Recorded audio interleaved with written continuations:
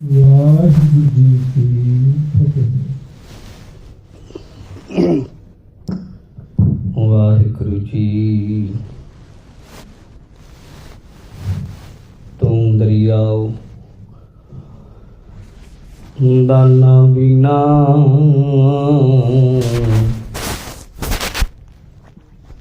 मैं मछली कैसे अंत लहूं। जह जह देखा तह तह तू है, तुझ ते निकसी फूट मरा। ना जाना म्यो ना जाना जाली, जान दुख लगे ता तुझे संभाली। डंडौत बंधन अनखबार, सर्व कला समरथ। डोलन ते रखो प्रभु नानक दे कर हथ। बाणी गुरु गुरु है बाणी, विच बाणी अमृत सारे। गुरबाणी कहे सेवक जन मन, प्रतख गुरु निस्तारे। वाहिगुरु जी का खालसा, वाहिगुरु जी की फतेह। परम सत्कारयोग गुरु रूप गुरु प्यारी गुरु सवारी साध संगत जीओ, आप जी बहुत ही वड्डियां भागां वाले हो जो दीन दुनिया के मालक दसां पातशाहियां की जोत धन धन साहिब श्री गुरु ग्रंथ साहिब जी महाराज जी की पावन पवित्र हजूरी अंदर सुभायमान होके सतगुरु की पावन पवित्र गुरबाणी की शब्द विचार कथा के नाल अपने चित्त नूं जोड़ रहे हो। सतगुरां की बड़ी रहमत हुई है जो लड़ीवार कथा गुरु ग्रंथ साहिब जी की आप हर रोज नेम नाल सुनते हैं। अज का जो शब्द है ये गुरु ग्रंथ साहिब जी के 1153 अंग के उत्ते सुभायमान है।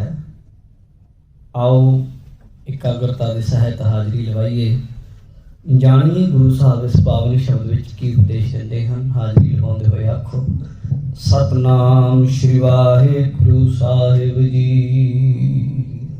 सतनाम श्री वाहिगुरु साहिब जी। राग भैरो महला पंजवा, पड़ताल घर तीजा। एक ओंकार सतगुर प्रसाद। राग भैरों है। भैरों राग दे अंदर महला पंजवा, पंचम पातशाह शहीदां दे सरताज सतगुरु श्री गुरु अर्जन देव जी महाराज जी की रचना तो उच्चारण किया शब्द है पड़ताल। जिहड़े पड़ताल गुरु ग्रंथ साहिब विच कई बार ये शब्द रागां दे नाल संबंधित मिलता है। ਜਿਹੜੇ ਰਾਗ परंपरा ਨਾਲ संबंध रखते विद्वान हैं वो दसते है कि पड़ताल का भाव है ये जो शब्द है इनू गाउंदियां गाउंदियां कीर्तनी राग कोई रखता है पर गाउंदियां गाउंदियां विच कई ताल वजा जाता है। ये बहुत माहर कीर्तनी दे बजाउण दा ये राग शैली का अंग है। हर कोई तो इनू ना पढ़ता ही है ना बजाउंदा ही है ना गांदा ही है। ये पुरातन चीज़ां लोप होंदियां जा रही हैं। ये पिछे बहुत सारे कारण मिल जाते हैं। जिन्ने बंदे जिन्हों मिलोगे उन्नी गल्लां दसणगे। कोई कहेगा जी उस्ताद नहीं है सिखाने वाला, जे उस्ताद नूं पुछो जी सिखाते नहीं, वो कहेगा जी शिष्य नहीं मिलते जी सीखण वाले। जे दोवें मिल जाण ਤੂੰ ਸਿਖਾਉਂਦਾ ਨਹੀਂ, ਤੂੰ ਸਿੱਖਦਾ ਨਹੀਂ। ਉਹ ਕਹੇਗਾ ਜੀ ਕੀ ਕਰੀਏ ਜੀ, ਕਦਰ ਨਹੀਂ ਪੈਂਦੀ ਜੀ। ਅੱਗੇ ਕਹਿ ਦਈਏ ਕਦਰ ਨਹੀਂ ਪਾਉਂਦੇ ਜੀ, ਆਖਣਗੇ ਜੀ ਮਿਹਨਤ ਨਹੀਂ ਕਰਦੇ ਜੀ। ਜਿਹੜੀ ਕਈ ਪਾਸੇ ਕਈ ਗੱਲਾਂ ਮਿਲਦੀਆਂ ਹਨ, ਪਰ ਫਿਰ ਵੀ ਇਹ ਮੇਰੇ ਮਾਲਕ ਦਾ ਦਰ ਹੈ, ਬਾਬੇ ਨਾਨਕ ਦਾ।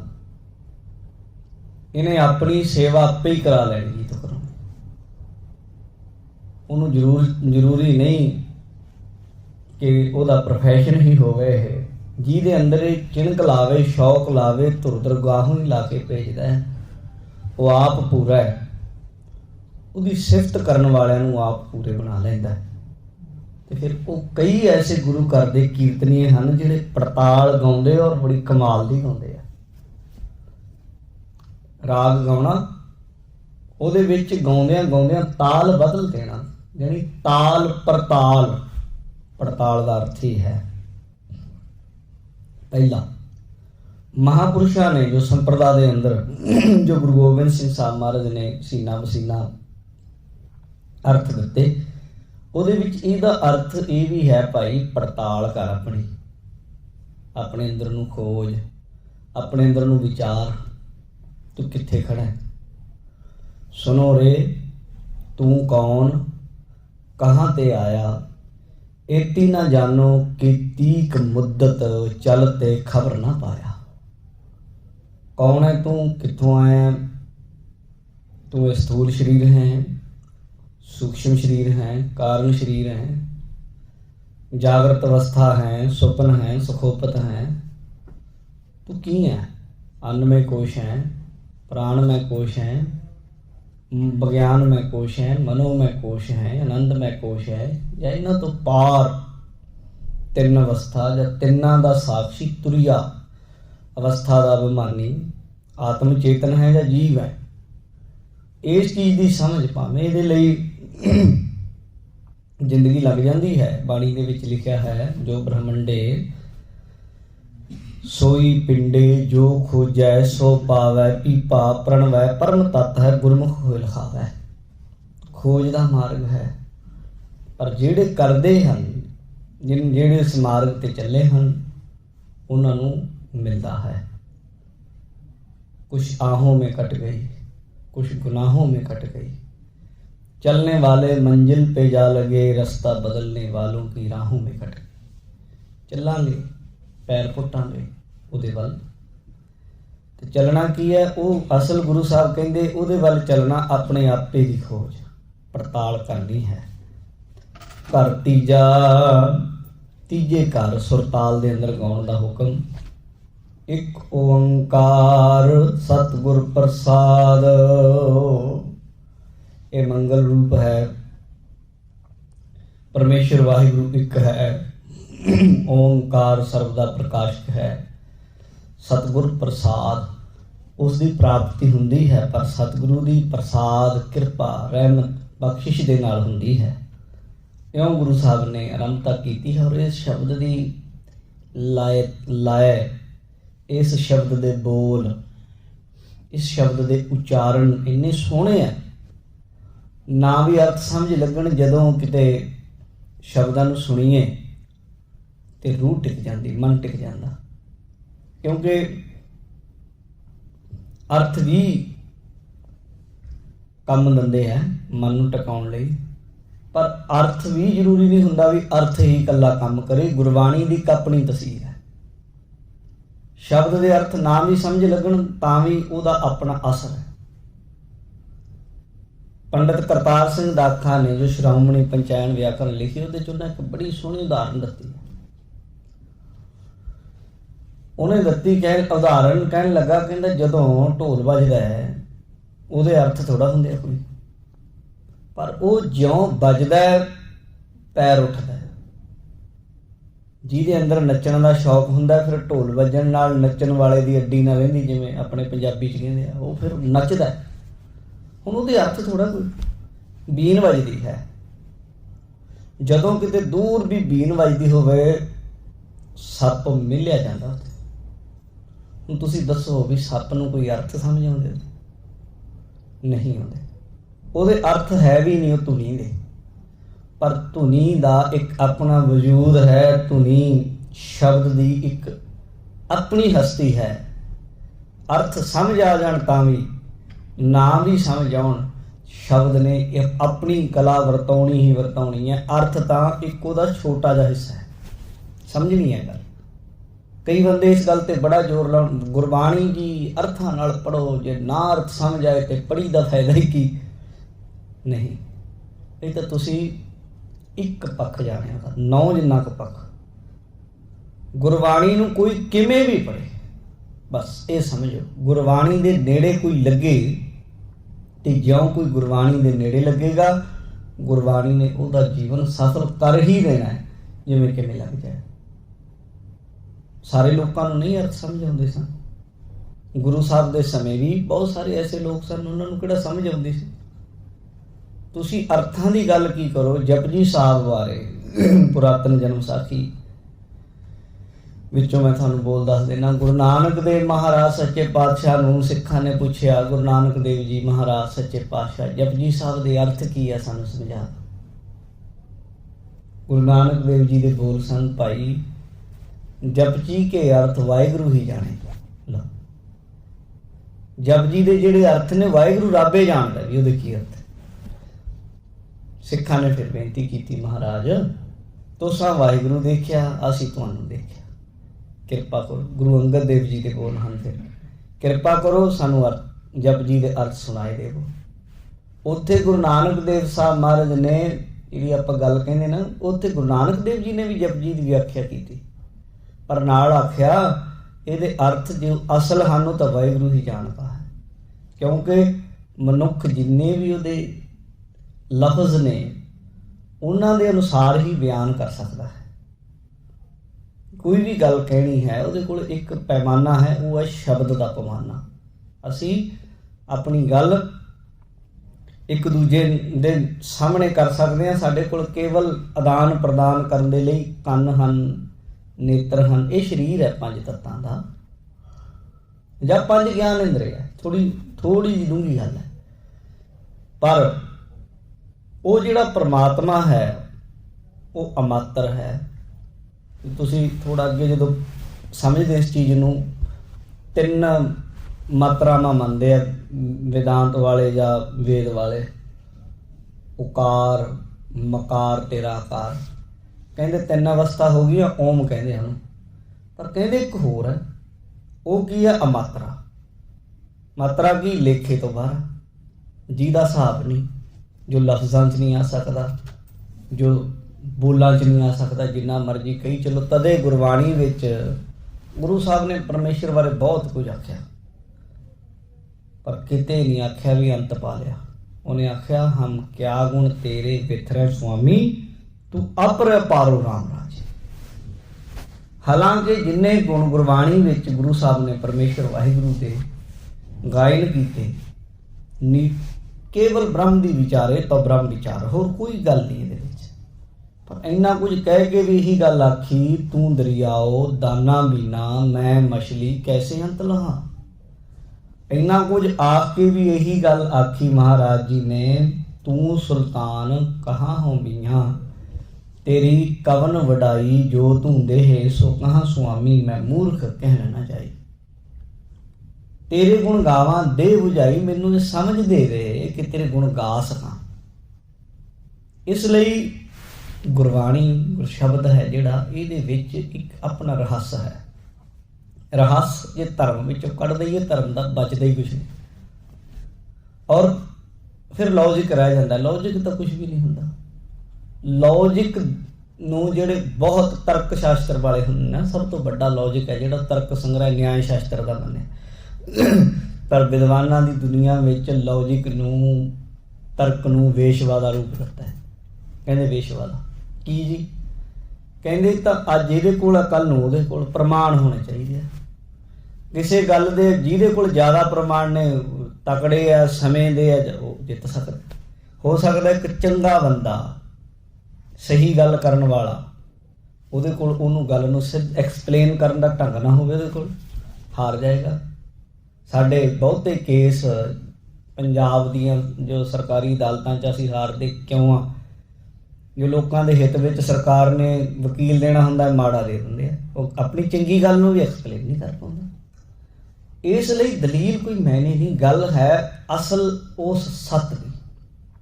ਤਰਕ ਨੂੰ ਕੇਵਲ ਤਰਕ ਰਹਿ ਜਾਏਗਾ ਅਗਰ ਰਹੱਸ ਕੱਢ ਦਿੱਤਾ ਜਾਵੇ, ਪਰ ਧਰਮ ਉਹੀ ਹੈ ਜਿਹਦੇ ਵਿੱਚ ਰਹੱਸ ਹੈ, ਇਹ ਨਹੀਂ ਪਤਾ ਅਗਲੇ ਪੈਰ ਤੇ ਕੀ ਹੋ ਜਾਵੇ।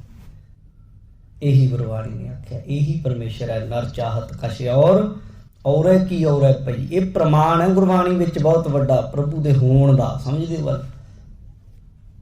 ਅਦਕਾ ਉਹਦੀ ਹਸਤੀ ਦਾ ਪ੍ਰਮਾਣ ਹੈ ਕਿ ਜਦੋਂ ਬੰਦੇ ਕਹਿੰਦੇ ਜੀ ਆਤਮਾ ਦਾ ਕੀ ਪ੍ਰਮਾਣ ਹੈ, ਉੱਥੇ ਵੀ ਮਹਾਰਾਜ ਨੇ ਪ੍ਰਮਾਣ ਦਿੱਤੇ ਹੈ ਗੁਰਬਾਣੀ ਵਿੱਚ।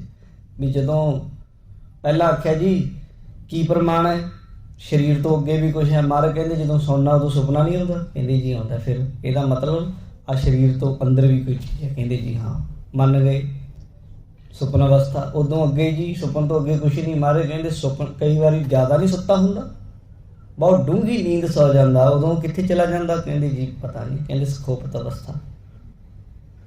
ਕਹਿੰਦੇ ਜੀ ਫਿਰ ਸੁਖੋਪਤ ਅਵਸਥਾ ਆਤਮਾ ਦਾ ਕੀ ਪ੍ਰਮਾਣ? ਮਹਾਰਾਜ ਕਹਿੰਦੇ ਜਦੋਂ ਸੁੱਤਾ ਹੁੰਦਾ ਬਹੁਤ ਗੂੜੀ ਨੀਂਦੇ, ਭੁੱਲ ਜਾਂਦਾ, ਤੂੰ ਤਾਂ ਸਾਹ ਲੈਣੇ ਵੀ ਭੁੱਲ ਜਾਂਦਾ, ਸਵਾਸ ਥੋੜਾ ਯਾਦ ਰਹਿੰਦੇ ਤੁਹਾਨੂੰ। ਉਦੋਂ ਇੱਕ ਚੀਜ਼ ਜਾਗਦੀ ਰਹਿੰਦੀ ਹੈ ਤੇਰੇ ਸੁੱਤਿਆਂ ਵੀ, ਤੇਰੇ ਸੁਪਨੇ ਨੂੰ ਵੀ ਟੈਲੀ ਕਰਦੀ ਹੈ, ਵੇਖਦੀ ਹੈ ਵੀ ਕੀ ਸੁਪਨਾ ਆਇਆ, ਤੇਰੀ ਜਾਗਰਤ ਅਵਸਥਾ ਨੂੰ ਵੀ ਵੇਖਦੀ ਹੈ, ਔਰ ਤੇਰੀ ਸੁਖੋਪਤ ਅਵਸਥਾ ਨੂੰ ਵੀ ਵੇਖਦੀ ਹੈ। ਉਹ ਆਤਮਾ ਦਾ ਪ੍ਰਮਾਣ ਹੈ। ਪ੍ਰਮਾਣਿਕਤਾ ਵੀ ਹੈਗੀ ਹੈ ਆਤਮਾ ਕੋਲ। ਪਰਮਾਤਮਾ ਦਾ ਪ੍ਰਮਾਣ ਕੀ ਹੈ ਗੁਰਬਾਣੀ 'ਚ?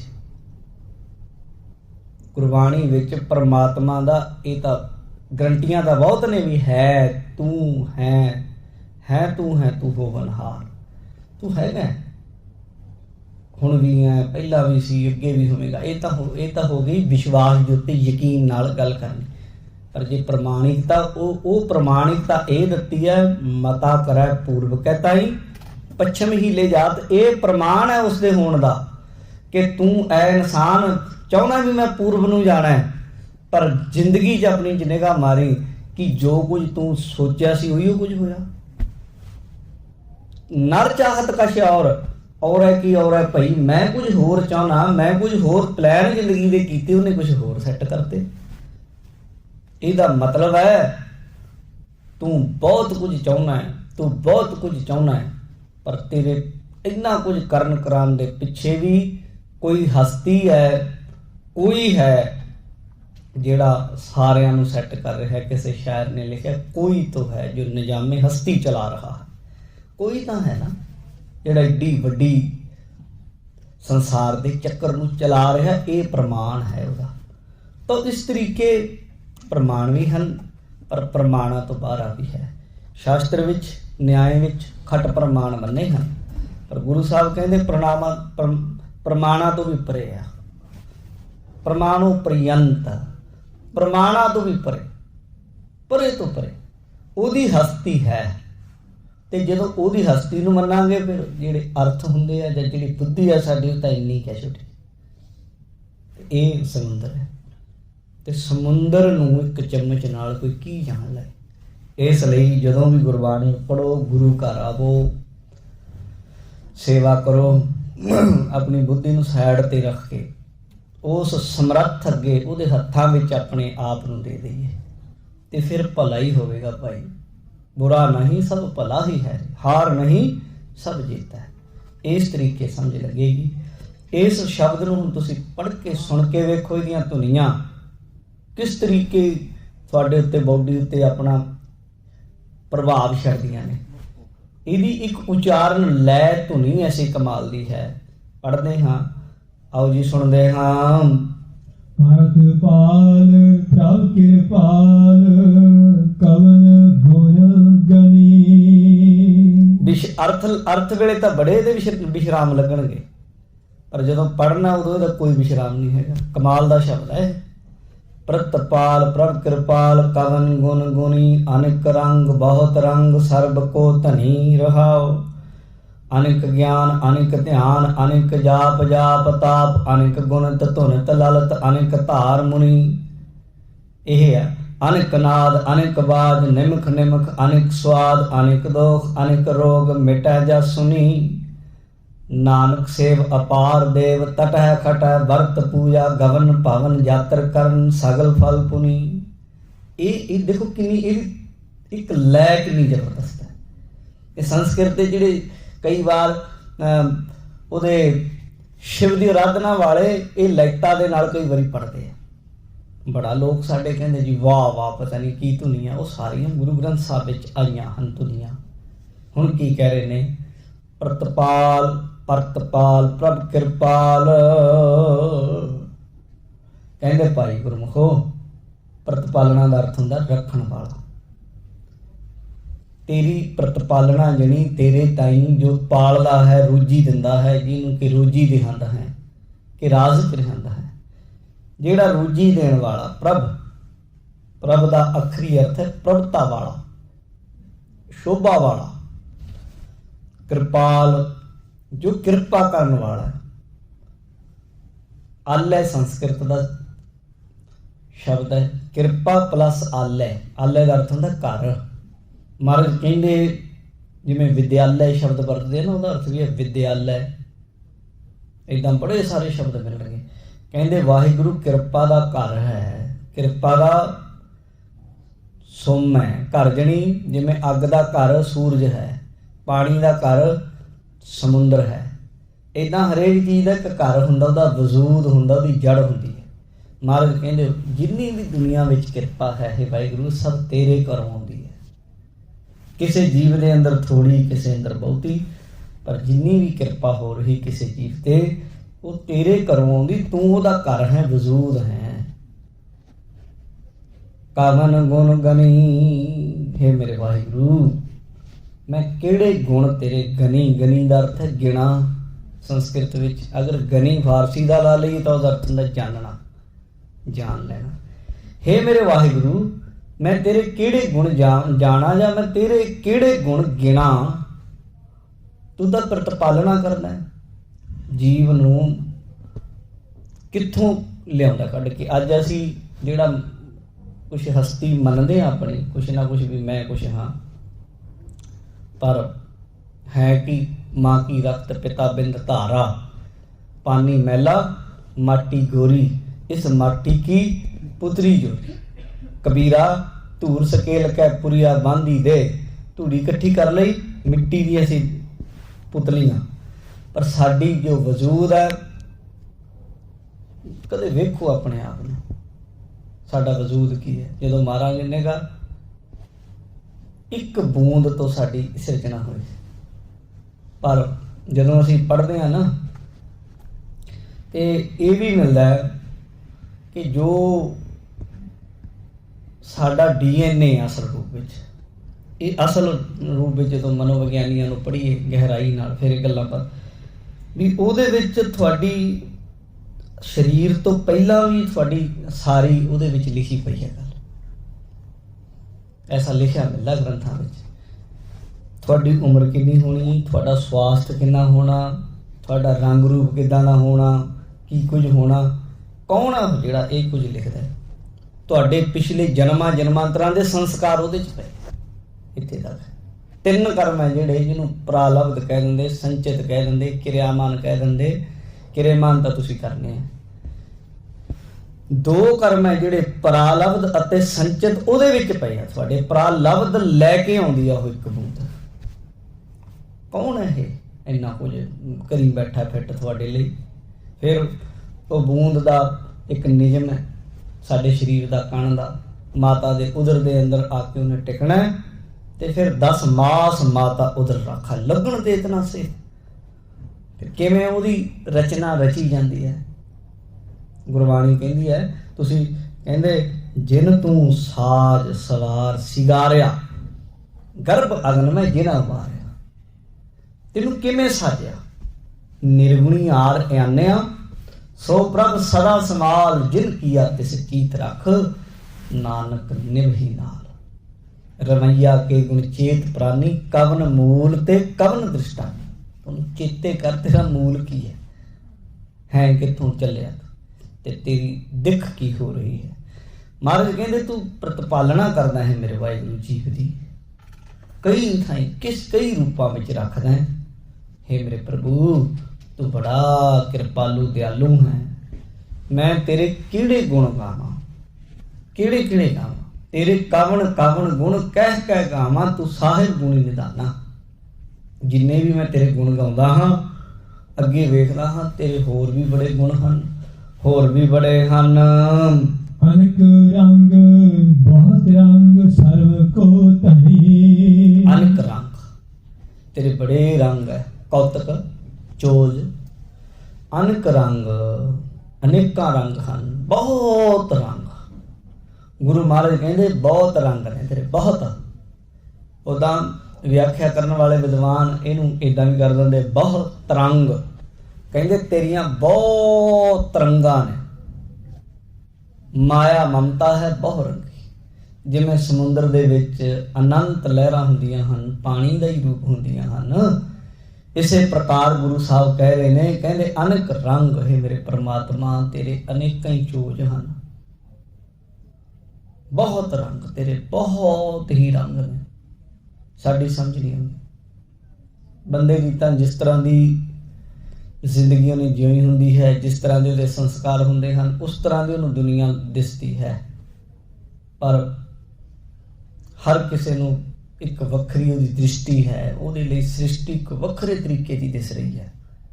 और ये सृष्टि तो है ही बहुत तरह की, ये सृष्टि तो परे भी बहुत तरह दी सृष्टियां ने। साडी दुनिया विच तुसीं वेख लो, अंडज जीरज सीतज उत्तपुज कहते हैं, चार खानियां कहते हैं। साडे विच चार खानियां ने। अंडियां नाल पैदा होंदे जीव, अंडियां चों निकलते किन्ने, देखो किड्डी वड्डी गल है। कई अंडे तो पैदा होंदे, कई जेरज जिन्हां जेर नाल लपेटिया हुंदा है, जिवें असीं माता दे उदर चों जन्म लैंदे, जेर नाल लपेटे हुंदे, एक थैली हुंदी जिहड़ी साडी आले दाले लाई हुंदी है। उदों जिन्ना चिर असीं माँ दे उदर विच हुंदे, उन्ना समां असीं साडी खुराक दा स्रोत साडा नाड़ूआ हुंदा है। नाड़ूए दे राहीं माता दे शरीर नाल, जो साडे नाड़ूआ धुनी नाल जुड़िया, उहदे राहीं साडे अंदर खुराक आ रही है। जीव खा नहीं सकदा, उत्थों दी जा रही है सारी जिन्ना चिर रहिंदा है, उत्थों दी खुराक खांदा है। पर जिद्दन बाहर आ गया, उस दिन जोर ला लो, उत्थों दी खुराक नहीं जाती। गुरबाणी विच बाबा फरीद जी ने नाड़ूए का जिक्र किया है। रब्बा मैं जिस दिन मैं जम्मिया, वो मेरा नाड़ूआ जिस दिन उस दाई ने कट्टिया, बड़ी खुशी हुई करते हैं। पर जदों मैं दुनिया च आया, इन्ने मामले पै गए मेरी जिंद नूं, इन्ने दुखां च पै गया कि मैं उन्होंने भुल्ले बैठा। मैनूं लगता है भी जिस दिन मेरा नाड़ूआ कट्टिया सी, जे किते मेरी गर्दन दब दिंदी चंगा हुंदा। इन्ने मामलों चों बच जांदा। शब्द हुंदा है फरीदा, जे देह नाला कप्पिया, जे गल कप्पै चुख, पवन ना इत्ती मामले सहा ना इत्ती दुख। बड़े मामलों फस गया। तो ये बहुत वड्डी खेड है। चार तरीकों नाल अंडज अंडियां चों पैदा हुंदे, दूजी इहनूं अंडज खाणी, दूजी जेरज जेर नाल लपेटे, तीजी स्वेतज कह दिंदे। स्वेत कहते पसीने, पसीने चों बहुत सारे जीव पैदा होंदे, जूआं इत्यादि बहुत सारे होंदे है पसीने च। चौथे उत भुज, धरती चो उत, उत्ते नूं भुजा बाहां जिहदियां हुंदियां ने। धरती चो पैदा होने वाले रुख वृक्ष इत्यादि चार खाणियां ने। पर की उहदियां चारे हन? ये दुनिया विच तां चार है, पर इहदियां बाणियां भी चार है, बैखरी, मध्यमा, पश्चिमती ते परा। पर यह दुनिया तो परे पता नहीं उन्हें 5 खाणियां नाल बनाई होवे, 7 नाल बनाई होवे, 10 नाल बनाई होवे। जपजी साहब च प्रमाण मिलता, केतिया खाणी केतिया बाणी। पता नहीं किन्नियां कोने बनाई, किन्ने को दे तरीके है। तदे मारे कहंदे अनक रंग, अनेका रंग, कोई समझ नहीं सकता। बहुत रंग हैं, रूप हैं। सर्ब को धनी, सारियां दा धनी, बड़ा धनाड़, दौलत देने वाला, खजाने देने वाला, भरन वाला, सब दा धनी ਉਹੀ है। कौन? परमात्मा वाहिगुरु ही है। रहाओ विश्राम दे के समझा रहे हैं जी महाराज जी। अनक ज्ञान अनक ध्यान अनक जाप जाप ताप। ਹੁਣ ਗਿਆਨ ਕਿਤੇ ਇੱਕ ਤਰ੍ਹਾਂ ਦਾ ਜੀ, ਅਨੇਕ ਗਿਆਨ। ਹਰੇਕ ਬੰਦੇ ਨੂੰ ਗਿਆਨ ਵੱਖਰਾ ਹੀ ਦਿੱਤਾ ਹੈ। ਚੀਜ਼ ਇੱਕੋ ਹੀ ਹੈ, ਇੱਕੋ ਹੀ ਕੰਮ ਹੈ, ਬੰਦਿਆਂ ਨੇ ਬੇਅੰਤ ਤਰੀਕਿਆਂ ਨਾਲ ਕਰਦੇ ਨੇ। ਤੁਸੀਂ ਉਹ ਕੰਮ ਕਰੋਗੇ, ਤੁਸੀਂ ਉਹਦੇ ਬਾਰੇ ਹੋਰ ਰੱਖੋਗੇ ਰਾਏ, ਕਿਸੇ ਦੂਜੇ ਨੂੰ, ਤੁਹਾਡੇ ਬੱਚੇ ਨੂੰ ਦੇ ਦਿਓ, ਉਹਦੀ ਇੱਕ ਵੱਖਰੀ ਰਾਏ ਹੈ। ਗਿਆਨ ਦੀ ਸੀਮਾ ਕੋਈ ਨਹੀਂ, ਔਰ ਗਿਆਨ ਦੇ ਢੰਗ ਦਾ ਪਤਾ ਹੀ ਨਹੀਂ ਕਿੰਨੇ ਤਰ੍ਹਾਂ ਦਾ ਗਿਆਨ ਹੈ। ਤੁਸੀਂ ਹਰੇ ਜਿੰਨੇ ਆਪਾਂ ਬੰਦੇ ਬੈਠੇ ਹਾਂ, ਸਾਰਿਆਂ ਦੇ ਗਿਆਨ ਦਾ ਲੈਵਲ ਵੱਖਰਾ ਹੈ, ਔਰ ਹਰ ਕਿਸੇ 'ਚ ਵੱਖਰਾ ਹੀ ਗਿਆਨ ਪਾਇਆ ਪਰਮੇਸ਼ਰ ਨੇ, ਵਾਹਿਗੁਰੂ ਨੇ। ਕਿਹਨੇ ਪਾਇਆ? ਤੁਸੀਂ, ਸਾਨੂੰ ਤੇ ਲੱਗਦਾ ਵੀ ਅਸੀਂ ਸਿੱਖਿਆ, ਜਾਂ ਕੁਛ ਨਹੀਂ ਸਿੱਖਦਾ ਬੰਦਾ। ਤੁਸੀਂ ਕੁਛ ਨਹੀਂ ਸਿੱਖਿਆ, ਨਾ ਮੈਂ ਕੁਛ ਸਿੱਖਿਆ। ਆਖੋਗੇ ਕਿਵੇਂ? ਦਰਅਸਲ ਜਿਹੜੀ ਮੈਂ ਪਹਿਲਾਂ ਗੱਲ ਕੀਤੀ, ਤੁਹਾਡੇ ਅੰਦਰ ਪਿਆ ਹੀ ਹੈ ਗਿਆਨ, ਪਹਿਲੇ ਸਾਡੇ ਸਾਰਿਆਂ 'ਚ ਪਿਆ। ਤੁਸੀਂ ਆਖੋਗੇ ਜੀ ਫਿਰ ਮੈਂ ਤੇ 5 ਸਾਲ ਲਾਏ ਜੀ, ਮੈਂ 7 ਸਾਲ ਲਾਏ। 5 ਸਾਲ 7 ਸਾਲ ਲਾਉਣਾ ਇਉਂ ਹੈ, ਸੁਣਿਓ ਗੱਲ, ਜਿਵੇਂ ਬੋਰਡ ਹੈ ਉੱਤੇ ਲਿਖਿਆ ਪਿਆ ਸਾਰਾ ਕੁਝ, ਪਰ ਉਹਦੇ ਉੱਤੇ ਮਿੱਟੀ ਘੱਟਾ ਜੰਮ ਗਿਆ। ਉਹ ਅੱਖਰਾਂ ਨੂੰ ਪੜ੍ਹਨ ਲਈ ਤੁਸੀਂ ਘੱਟਾ ਸਾਫ਼ ਕਰਨਾ ਹੈ। ਤੁਹਾਡੀ ਮਿਹਨਤ ਸਿਰਫ ਘੱਟਾ ਹੀ ਸਾਫ਼ ਕੀਤਾ, ਤੁਸੀਂ ਲਿਖਿਆ ਕੁਛ ਨਹੀਂ। ਜਿਸ ਫੀਲਡ ਵਿੱਚ ਤੁਸੀਂ ਘੱਟਾ ਸਾਫ਼ ਕਰ ਲਿਆ, ਉਹ ਫੀਲਡ ਦੇ ਅੱਖਰ ਉਕੜਿਆ। ਅੱਜ ਇੱਕ ਡਾਕਟਰ, ਉਹਨੇ 5 ਸਾਲ ਮਿਹਨਤ ਕੀਤੀ, MBBS ਕੀਤੀ, MD ਕੀਤੀ, ਹੋਰ ਕੁਛ ਕੀਤਾ, ਅੱਜ ਮਾਸਟਰ ਬਣ ਗਿਆ। ਉਹਦਾ ਜੀ ਕਰੇ ਵੀ ਮੈਂ ਨਹੀਂ ਕਰਨਾ ਇਹ ਕੰਮ, ਛੱਡ ਦੇਣਾ, ਛੱਡ ਦੋ। ਬਥੇਰੇ ਬੰਦੇ, ਮੈਂ ਕਾਰ ਸੇਵਾ ਵਿੱਚ, ਮਹਾਂਪੁਰਸ਼ ਇੱਕ ਬਾਬਾ ਬਲਦੇਵ ਸਿੰਘ ਹੈ, ਬਹੁਤ ਗੁਰਮੁਖ ਹੈ, ਬੜੇ ਵਧੀਆ ਇਨਸਾਨ, ਡਾਕਟਰ ਹੈ। ਦਿਲ ਆ ਗਿਆ ਵੀ ਨਹੀਂ ਕਰਨੀ ਡਾਕਟਰੀ, ਸੇਵਾ ਹੀ ਕਰਨੀ ਹੈ। ਲਓ ਜੀ, ਛੱਡ ਕੇ ਤੇ ਸੇਵਾ ਕਰਦੇ, ਇੱਟਾਂ ਢੋਂਦੇ ਆ, ਟੋਕਰੀ ਚੁੱਕਦੇ ਆ। ਬਾਬਾ ਹਰਬੰਸ ਸਿੰਘ ਹੋਣਾ ਦੀ ਨਾਲ ਸੀਗੀ, ਅੱਜ ਕੱਲ੍ਹ ਪਟਨਾ ਸਾਹਿਬ ਹੈ। ਇਹ ਬੰਦੇ ਦੇ ਸੁਭਾਅ ਦੀ ਗੱਲ ਹੈ, ਸੰਸਕਾਰ ਬਦਲ ਜਾਂਦੇ। ਤੁਸੀਂ ਜਿਹੜੇ ਮਰਜ਼ੀ ਕੰਮ ਨੂੰ ਛੱਡ ਲਓ, ਦੂਜੇ ਕੰਮ ਨੂੰ ਫੜ ਲਓ, ਥੋੜ੍ਹੇ ਟਾਈਮ ਬਾਅਦ ਉਹ ਕੰਮ ਸਿੱਖ ਜਾਓਗੇ ਤੁਸੀਂ। ਪਰ ਹੁਣ ਕੀ ਹੈ, ਤੁਸੀਂ ਕੀ, ਤੁਹਾਡੇ ਦਿਮਾਗ 'ਚ ਕੁਝ ਘੋਲ ਕੇ ਥੋੜ੍ਹਾ ਪਾਇਆ ਜਾਂਦਾ ਹੈ? ਕੁਛ ਵੀ ਤੁਹਾਡੇ ਦਿਮਾਗ 'ਚ ਫਿੱਟ ਨਹੀਂ ਕੀਤਾ ਜਾਂਦਾ, ਨਾ ਕੁਝ ਪਾਇਆ ਜਾਂਦਾ। ਤੁਹਾਡੀ ਬਾਹਰੀ ਪ੍ਰੈਕਟਿਸ ਸਿਰਫ ਅੰਦਰਲੇ ਅੱਖਰਾਂ ਨੂੰ, ਅੰਦਰ ਜਿਹੜੇ ਤੁਹਾਡੇ ਅੰਦਰ ਗਿਆਨ ਪਿਆ ਉਹਨੂੰ ਬਾਹਰ ਕੱਢਣ ਦੇ ਲਈ ਸਹਾਇਤਾ ਕਰਦੀ ਹੈ। ਬਸ ਤੁਹਾਡੇ ਅੰਦਰ ਹੀ ਗਿਆਨ ਪਿਆ, ਤੁਸੀਂ ਜਿਹੜਾ ਮਰਜ਼ੀ ਕੰਮ ਸਿੱਖ ਲਓ, ਤੁਸੀਂ ਸੋਚੋ ਬਸ ਵੀ ਮੈਂ ਆਹ ਕਰਨਾ, ਉਹੀ ਹੋ ਸਕਦਾ। ਹਰੇਕ ਭਾਸ਼ਾ, ਹਰੇਕ ਗਿਆਨ, ਜਿਹੜਾ ਮਰਜ਼ੀ, ਉਸ ਤਰ੍ਹਾਂ ਦੀ ਸੰਗਤ, ਉਸ ਤਰ੍ਹਾਂ ਦਾ ਮਾਹੌਲ ਹੋ ਜਾਵੇ। ਤਦੇ ਮਹਾਰਾਜ ਕਹਿੰਦੇ ਨੇ ਵੀ ਇਹ ਅਨੇਕ ਗਿਆਨ, ਇੱਕ ਗਿਆਨ ਕਿਤੇ, ਬਹੁਤ ਤਰ੍ਹਾਂ ਦਾ ਗਿਆਨ। ਸੰਸਾਰਕ ਗਿਆਨ ਦਾ ਅੰਤ ਨਹੀਂ, ਫਿਰ ਪਰਮਾਰਥਕ ਗਿਆਨ ਦਾ ਅੰਤ ਨਹੀਂ। ਬੜੇ ਸਾਰੇ ਗਿਆਨੀ ਹੈ, ਅਨੇਕ ਗਿਆਨ, ਅਨੇਕ ਧਿਆਨ। ਫਿਰ ਧਿਆਨ ਦੀਆਂ ਬੜੀਆਂ ਵਿਧੀਆਂ ਸਿੱਧੀਆਂ ਨੇ, ਤਰੀਕੇ ਹੈ। ਕਿਤੇ ਧਿਆਨੀ ਲੋਕਾਂ ਨੂੰ ਵੇਖੋ, ਬੌਧ ਮੱਤ ਵਾਲਿਆਂ ਦਾ ਆਪਣਾ ਇੱਕ ਤਰੀਕਾ ਧਿਆਨ ਦਾ, ਮੈਂ ਉਹਨਾਂ ਨੂੰ ਹੈਰਾਨ ਰਹਿ ਗਿਆ ਧਿਆਨ ਧਰਨ ਦਾ ਤਰੀਕਾ ਉਹਨਾਂ ਦਾ। ਜਿਸ ਜਗ੍ਹਾ ਗਿਆ ਜਿੱਥੇ ਮਹਾਤਮਾ ਬੁੱਧ ਨੂੰ ਕਹਿੰਦੇ ਆ ਵੀ ਗਿਆਨ ਹੋਇਆ ਸੀ, ਜਿਸ ਰੁੱਖ ਦੇ ਹੇਠਾਂ ਬੋਧ ਗਿਆ, ਉਹ ਬਿਹਾਰ ਵਿੱਚ ਹੈ। ਪਟਨਾ ਸਾਹਿਬ ਤੋਂ ਮੇਰੇ ਖਿਆਲ ਲੱਗ ਗਿਆ ਥੋੜਾ 200 ਕਿਲੋਮੀਟਰ ਅੱਗੇ ਹੋਣਾ। ਮੈਂ ਉੱਥੇ ਜਾ ਕੇ ਵੇਖਿਆ, ਉੱਥੇ ਬੋਧੀ ਬੈਠੇ ਏਦਾਂ ਚੌਂਕੜਾ ਮਾਰੇ, ਅੱਖਾਂ ਬੰਦ ਹੈ, ਏਦਾਂ ਬੈਠੇ। ਇੱਕ ਬੰਦੇ ਕੋਲ ਘੱਟੋ ਘੱਟ ਮੈਂ 2 ਘੰਟੇ ਬੈਠਾ ਰਿਹਾ ਹੋਣਾ ਉੱਥੇ। ਪਰ ਮਜਾਲ ਹੈ ਵੀ ਬੰਦੇ ਨੇ ਖੁਰਕ ਵੀ ਕੀਤੀ ਹੋਵੇ। ਮੱਖੀਆਂ ਤਾਂ ਤੁਹਾਨੂੰ ਪਤਾ ਹੀ ਆਪਣੇ ਹੈ ਨਾ, ਹੁੰਦੀਆਂ ਨੇ, ਹੋਰ ਵੀ ਬਥੇਰਾ। ਔਰ ਇਹ ਪਹਿਲਾਂ ਤਾਂ ਮੈਨੂੰ ਇਹ ਲੱਗਿਆ ਦੂਰੋਂ ਵੀ ਮੂਰਤੀ ਪਈ ਹੈ, ਨੇੜੇ ਜਾ ਕੇ ਦੇਖਿਆ ਵੀ ਤਾਂ ਬੰਦਾ ਹੀ ਬੈਠਾ ਹੈ। ਇੱਕ ਨਹੀਂ ਬੈਠਾ ਉੱਥੇ, ਕਈ ਬੈਠੇ ਆ ਬਸ।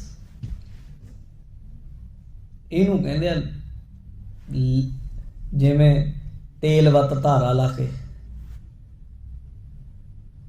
ਜਿੰਨੀ ਮਰਜ਼ੀ ਕਰ ਲਓ। तो इस तरीके ध्यान वो भी बोधियां का अपना ध्यान का तरीका है, वेदांतियां का अपना। वेदांत किते पढ़ो कहते जी विचार करनी ध्यान है, उन्होंने अपना तरीका है विचार की भी जेड़े वैराग विवेक षट संपत्ति इत्यादि मोक्ष शिक्षा जीव की विचार की है, जीव ईश ब्रह्म की विचार जीव ईश की अभेदता ते गल करनी किमें टुटेगी खंड। ये तो बार बार फिर बड़ा विचार चलता, बड़ी चर्चा चल रही उन्होंने ये विचार है। गुरमत का एक अपना तरीका है विचार करने का, परमेश्वर दे सुख उहदे भाव विच जीना, हर वेले अपने आप नूं वेखना और गुर शब्द नूं अगे रख के चलना। जिथे किते साडे च कोई कमी आउंदी है गुरु शब्द के राही उह कमी नूं कढ देना साडा ये ध्यान का तरीका है। साडे सिमरन भी करते हैं, शब्द विच ध्यान टकाउने आ, तुहानूं मैं ध्यान ते जाने गुरमुख अकथ कहानी।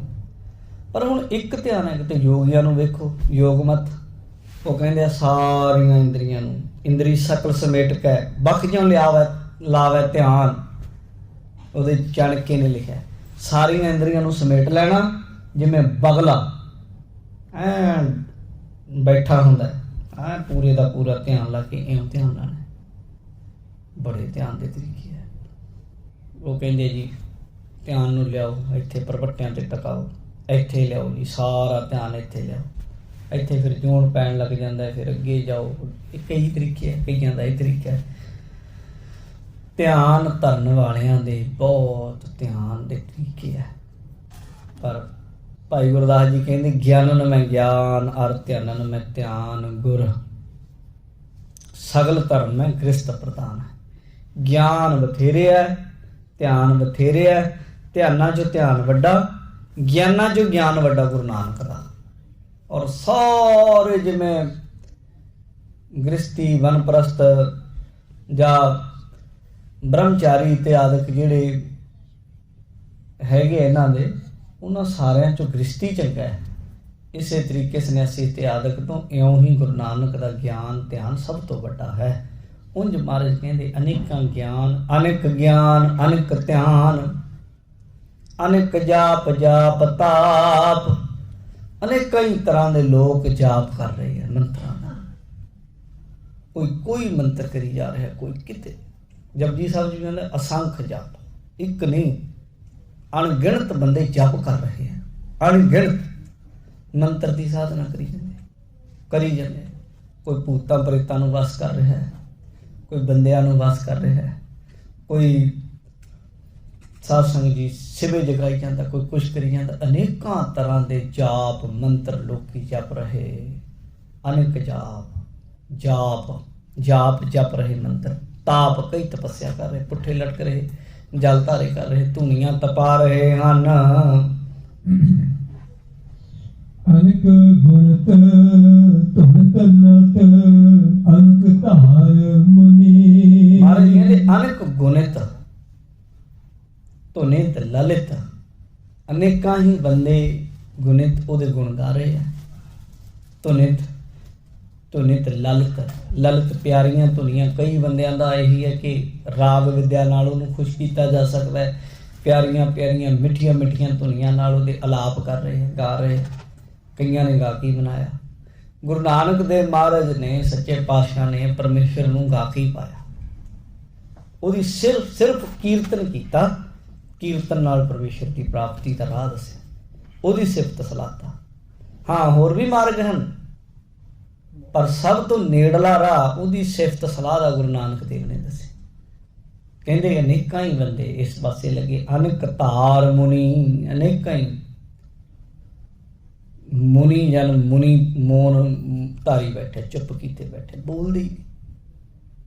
वो कहंदे जी चुप कीते अंतरात्मा टिक जांदा बंदा। कईयां दे ये राह हन, हे मेरे परमेश्वर, कई इस रास्ते ते बैठे हन। अनेक नाद अनेक बाज, निमख निमख अनेक स्वाद। अनेक नाद नाद शब्द ना बज रहे। आम तौर पर योगी तो 5 शब्दों की गल करते हैं, पर महाराज कहते 5 नहीं अनेक ही बजते हैं। शब्द 5 है जेड़े, जिन्होंने 5 शब्द महाराज कहते बजन लग जाते। 5 शब्द ते कर सभागे शब्द वाजे कला चेत घर धारिया। 5 दूत तुध वस कीते काल कंटक मारिया। तुर कर्म पाया तुध जिनको से नाम हर कह लगे। कह नानक तह सुख हुआ तित कर। अनहद वाजे गुरु साहब ने तो अनहद की गल आखी, जिहदा हद ही कोई नहीं। योग मत वाले ने 5 शब्दों की गल की। 5 शब्द भी कोई ढोलकी का, कोई सारंगी का, कोई बंसरी का, कोई कलशी ते आदक के भांडे नाल जिवें आवाज़ आउंदी है, इदां 5 मन ले जाते। पर इउं है 5 शब्दों की बहुत सिंपल और सौखे तरीके मैं ये व्याख्या कराउण समझावां। जिवें तुसीं गुरुद्वारे आ रहे हो, गुरुद्वारे अंदर वड़न तो पहला बाहर वाजे सुनन लग जाते हैं, शब्द सुनन लग जाते हैं। गुरुद्वारे तो पहले ही सुनन लग जाते दूर। 5 शब्द या कोई शब्द किसी को बीन का, कईयां नूं एक शब्द सुनता है। कई बंदे ऐसे मैं देखे जब मिले है, आखदे जी मैनू एक शब्द सुनिया, बीन सुनी मैनू। कईयां नूं कोई वो एक राह हुंदा है भी वो रात तो चल रहा, सुरत की ज्यों एकाग्रता होंदी त्यों त्यों अंदरों शब्द बजन लग जाते। पर गुरु जी कहते अनेक नाद, एक नहीं अनेक ही बाजे बजते हैं। अनेक बाज अनेक ही बजते हैं, बज या बजाउण वाले हैं। अनेक ही शब्द ने, नाद ने ते अनेक ही बजाउण वाले हैं। निमख निमख अनेक स्वाद, अनेक ही स्वाद पैदा हो रहा है एक निमख विच। अनेक भरतरी योगी हरि राजा सी,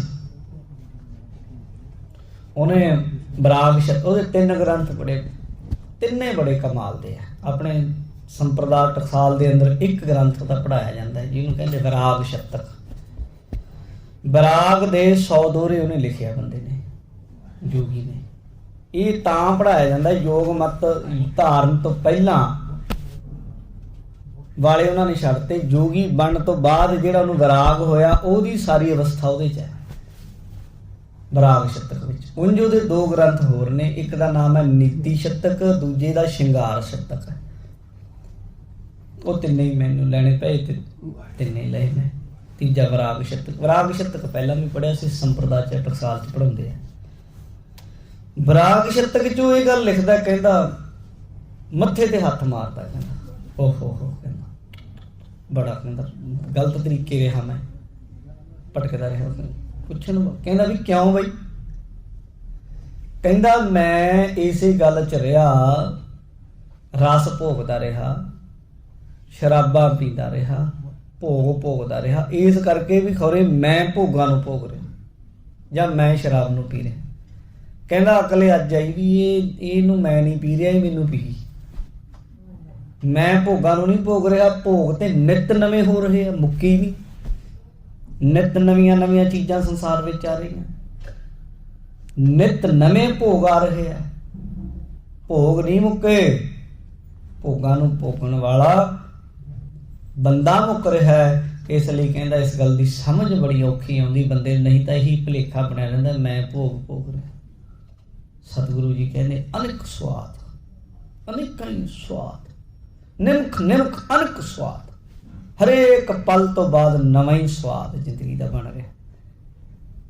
जिहड़ा कुछ जिन्ना कुछ साडा ज्ञान है उन्नी सानू समझ है, नहीं तो ज्ञान तो सानू साडे सामने ही नहीं आया। दुनिया का रस इन्ना दुनिया च रस पिया, विषयां का भी सुख है, एक सुख तो है भावें थोड़े चिर का ही।